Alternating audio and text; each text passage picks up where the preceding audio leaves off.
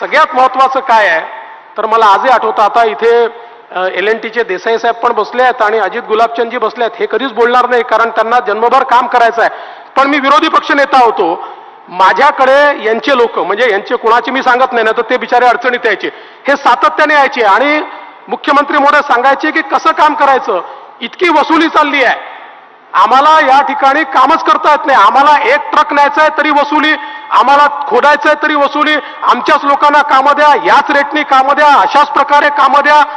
अशा प्रकारचा आता कोण त्यावेळी इकडे आमदार होते वगैरे मी ते काय बोलणार नाही, ते सगळ्यांना माहिती आहे कोण काय करत होतं.